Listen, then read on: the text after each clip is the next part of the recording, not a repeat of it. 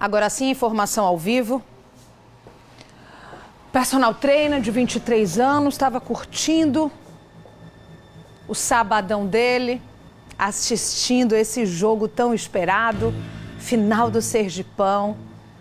Estava com um irmão de 16 anos, quando de repente foi abordado pela polícia na frente de todos. Todo mundo que é abordado pela polícia, é claro que fica assustado, mas ainda assim, ele não apresentou nenhuma resistência durante esta abordagem na Arena Batistão. Ainda assim, ele passou o constrangimento de ter que andar pelo estádio, acompanhado de 5 policiais, com os braços para trás e ainda por cima descalço. Porque ele foi impossibilitado até de colocar a sandália que estava no pé dele lá, que saiu no momento da abordagem. Lucas Moura está com esse trabalhador, está com um advogado. Essa Lucas Moura não é a primeira vez. Aqui no Cidade Alerta nós mostramos que isso aconteceu também no Pré-Caju. Esse erro de reconhecimento facial, Lucas, tem cor, né? Porque da outra vez também era uma pessoa não branca. Boa noite.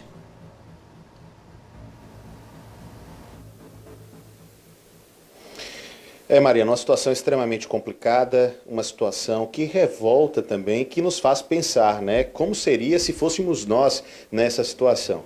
Deixa eu apresentar aqui os meus convidados, as pessoas que irão conversar comigo agora. Um é o João Antônio, que está aqui, a vítima de toda essa situação, vai conversar conosco. Eu estou também com o João Gabriel Lima, que é o advogado dele. Já podemos adiantar, Mariana, eles entrarão com a ação judicial, mas nós descobriremos que a ação é essa já já. João, vamos começar explicando, né, toda essa situação. A Mariana já deu uma boa introdução, falando inclusive do momento em que você desprendeu o chinelo do seu pé, que você tentou pegar, eles não deixaram. Existem outras circunstâncias também, nem colocar seu celular no bolso eles deixaram também. Como foi essa abordagem? Do nada você estava assistindo ao jogo e eles vieram e te abordaram, foi isso? Sim, tinha acabado de dar o intervalo, tinha mais ou menos 3, 5 minutos que tinha dado o intervalo. Inclusive eu estava assistindo em pé na escada do Batistão e aí ficou um pouco bem mais tranquilo, o pessoal que estava sentado não tinha lugar enquanto estava assistindo o jogo. O pessoal desceu e aí foi onde eu sentei na cadeira da quina do Batistão mesmo. E aí foi quando os policiais se aproximaram, eu não percebi, estava mexendo no celular na hora. E aí quando eu percebi, eu virei para o lado para não pegar, para eu dar passagem para eles subirem. No caso, porque eu achei que eles iam subir. Ou então, quando eu vi que eles se aproximaram, aí eu virei para o outro lado, porque achei que eles iam querer entrar na cadeira. E aí foi quando o primeiro pegou no meu braço, disse para eu não reagir, para levantar, botar a mão para trás, que eu iria descer com eles. Ou seja, em nenhum momento eles perguntaram o seu nome? Não perguntaram meu nome, não falaram por que eu iria descer. Nem disseram o motivo por que você estava sendo abordado? Não. Só te obrigaram a descer? Isso. Eles te deram a opção de não descer? Não, em momento nenhum pediram para eu acompanhá-lo se eu quisesse, em momento nenhum, só disseram bota a mão para trás e a gente vai descer. Inclusive colocar a mão para trás foi uma recomendação deles? Exatamente, eu estava com o celular na mão, como eu falei, estava mexendo no celular, e aí eu tentei colocar até o celular no bolso, mas de tão nervoso que eu fiquei, errei o bolso, fiquei tentando colocar, não conseguia, e eles pediram para mandaram colocar a mão para trás. E aí acompanhá-los lá para baixo. Você estava com um irmão adolescente lá, né? Estava com meu irmão, tem 16 anos, meu irmão. E como é que seu irmão ficou? Assim, atordoado, eu e ele, meu irmão, assim, é uma sinergia absurda, a gente, sim, somos melhores amigos, e aí ele me vê numa situação dessa, de que eu vou estar sendo preso. Meu irmão tinha descido para comprar pastel na hora que eu fui preso realmente, e aí quando ele voltou, eu já estava lá no campo. E aí um amigo dele disse, seu irmão, ele, meu irmão tá aí. E aí, não, seu irmão tá sendo preso. Aí quando ele olhou pro campo, eu já estava lá no campo, eu não teve a oportunidade nem de eu ver eu sendo levado, já me viu já dentro do campo lá no gramado, sendo com a mão para trás, sendo acompanhado por 5 policiais. No meio do caminho, a Mariana falou isso, inclusive, no momento de conversar com a gente, de passar a bola para cá, você perdeu o chinelo, né? Eles pisaram no seu chinelo, o chinelo se desprendeu do seu pé, você tentou calçar o chinelo novamente, eles não deixaram. Sim, sim, sem querer eles pisaram no meu chinelo, eu estava andando na frente de um deles, e aí ele pisou no meu chinelo e aí soltou o cabo do meu chinelo e, consequentemente, eu fiquei descalço, de um pé. E aí eu parei para tentar pegar, ele veio assim no meu pescoço, apertou um pouco mais ainda, já estava apertado o punho aqui, e aí ele falou para não fazer nenhum movimento mais agressivo, movimento brusco nenhum, e aí eu entendi que era uma mensagem que era para eu continuar andando, deixei meu chinelo lá, tanto que tem fotos minhas, que eu recebi inclusive. Você descalço? Eu descalço. Pé calçado, pé calçado e outro sem, lá no campo. Ou seja, humilhação total. Exato, assim, constrangimento.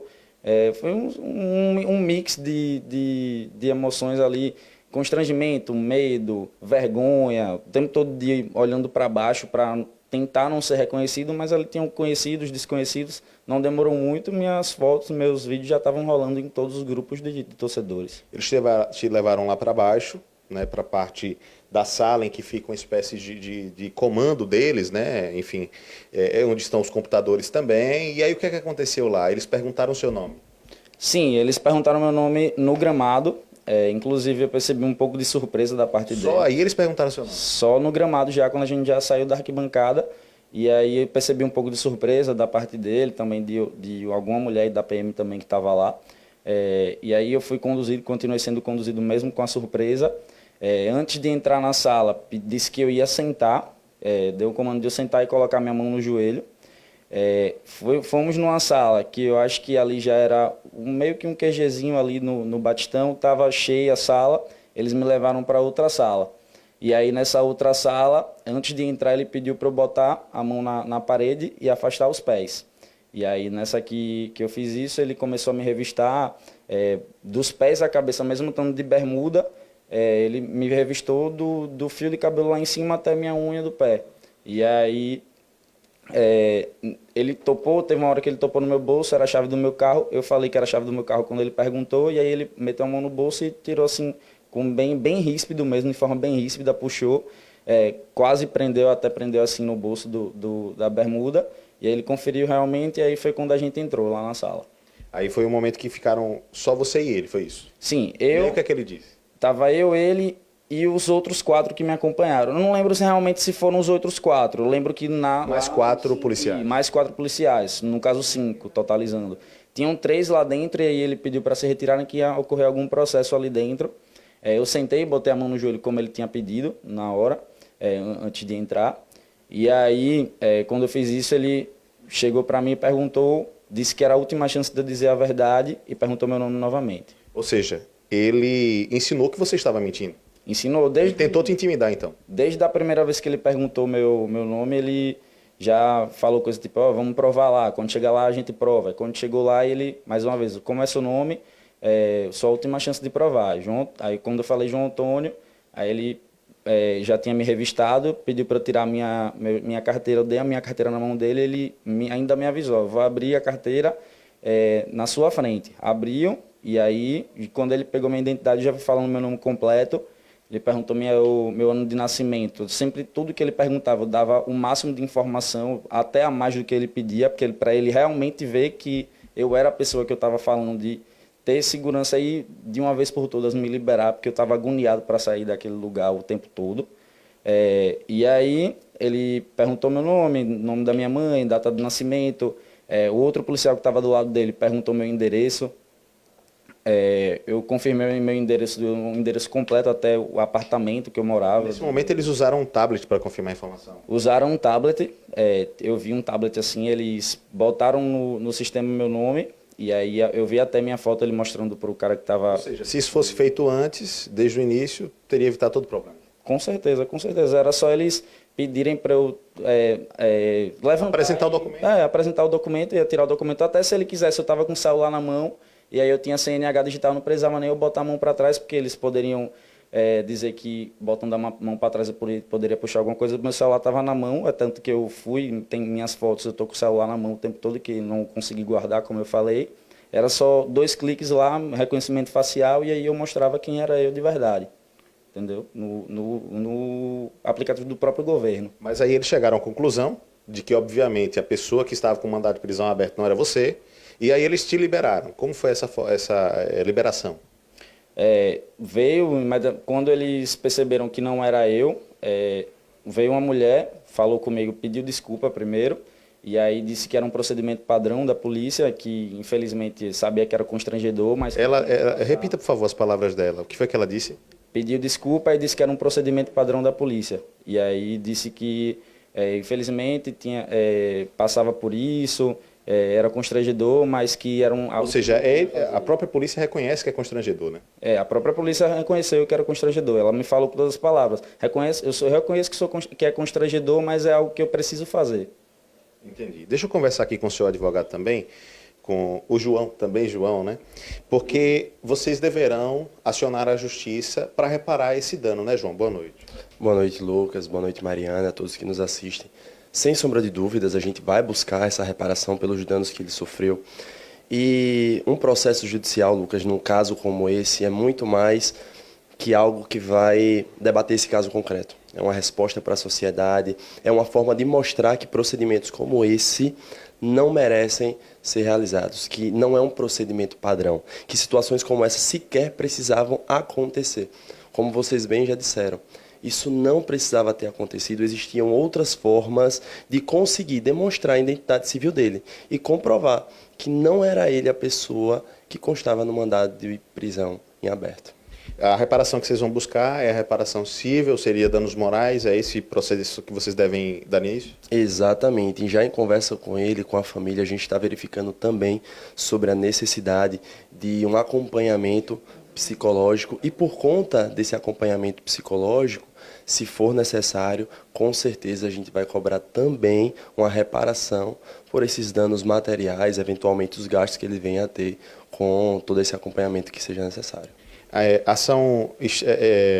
Dar início ou estipular não, mas provocar uma ação criminal ou mesmo uma ação administrativa junto à corregedoria, por enquanto não passa pela cabeça de vocês? Existe sim a possibilidade de levar até a corregedoria da Polícia Militar essa situação que aconteceu. No nosso ponto de vista também houve um abuso de autoridade, mas nesse momento a gente está verificando o que eventualmente vai ser feito.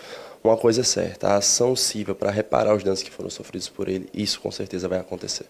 Vou pedir que vocês aguardem aqui, porque naturalmente é o nosso compromisso com a informação, Mariana, nos faz sempre ouvir todos os lados. Obviamente a polícia tem um posicionamento sobre esse tema. O J. Luiz, que é o porta-voz da Polícia Militar, ele tem para a gente um depoimento, nós temos um vídeo com o depoimento dele falando sobre essa situação e tentando de alguma forma justificar tudo isso que aconteceu. Vamos acompanhar. O reconhecimento parcial ele nos dá 90%, 95% de certeza que aquele cidadão ele é aquele elemento que tem um mandado de prisão em aberto. Para isso a gente leva para fazer o reconhecimento. Ele foi conduzido, foi convidado a ir conosco até a sala, não foi algemado, como o pessoal fala, ele coloca a mão para trás, vai caminhando tranquilamente, chegando na sala foi identificado que não era ele, foi pedido desculpas e foi conduzido novamente para a torcida, para ele continuar assistindo o jogo. Tudo isso se deu no intervalo do jogo, então a Polícia Militar estava presente para se antecipar aos fatos, assim como toda a nossa operação de trânsito, que foi um sucesso. Gostaria aqui já de externar todos os meus parabéns a todos os policiais militares, homens e mulheres, que trabalharam no seu horário de folga, no clássico, para dar segurança pública a todos os torcedores.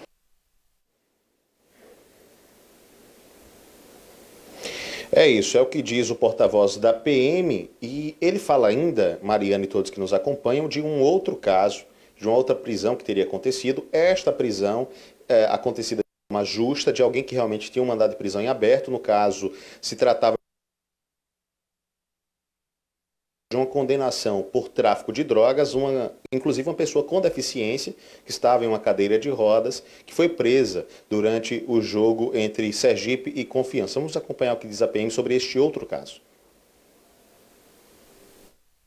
Câmeras com reconhecimento facial que vem nos ajudando a retirar de circulação vários elementos com mandado de prisão em aberto.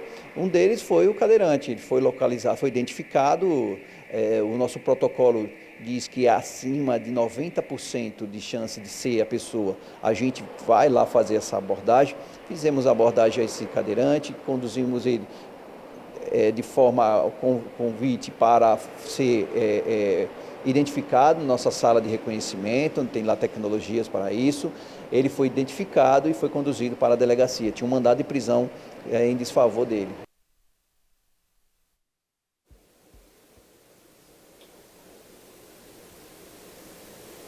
Pois é, Mariana, essa é a situação. A gente observa que, de fato, é um caso que precisa de uma solução, precisa ser resolvido. Não é o primeiro caso em Sergipe em que a gente tem uma confusão por parte do sistema de reconhecimento facial e que uma pessoa ela é conduzida ou presa pela polícia de forma injusta.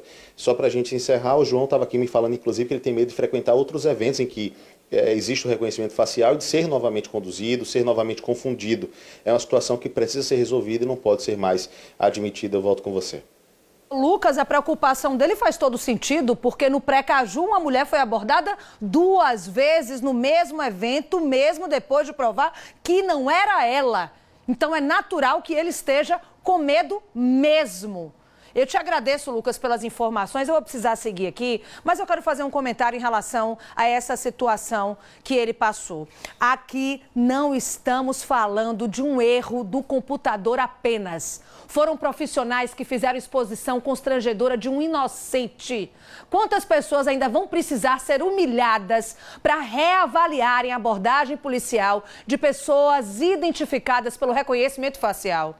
Olha, no Pré-Caju, em novembro, uma mulher foi presa por 2 vezes na frente de uma multidão, colocada na viatura, sendo chamada de criminosa. Parece que o erro gravíssimo não foi suficiente. Sábado agora, João Antônio, de 23 anos, personal trainer, foi abordado por pelo menos 5 policiais na frente de todos. Um final de um campeonato sergipano. Ele não apresentou qualquer resistência, mas ainda assim teve o punho apertado por tentar pegar o chinelo que saiu do pé, andou descalço na frente de todos, com os braços para trás, com o irmão de 16 anos ao lado, vendo tudo isso como um criminoso, sendo um trabalhador que só foi torcer pelo time.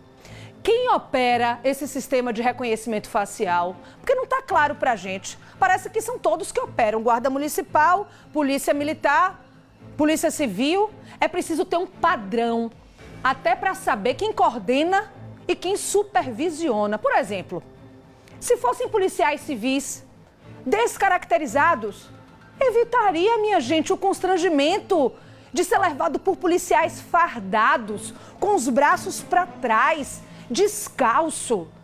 Precisa existir um procedimento operacional padrão, tanto para abordagem quanto para identificação oficial.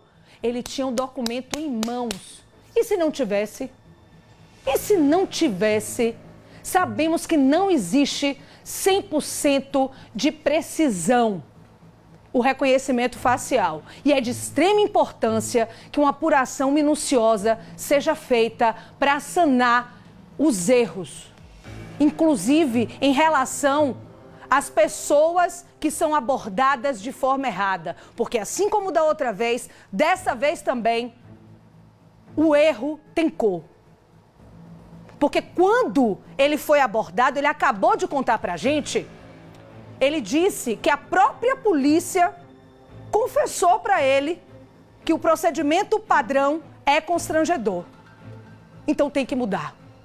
Porque o que não pode é pessoa inocente estar sendo tratada como criminoso.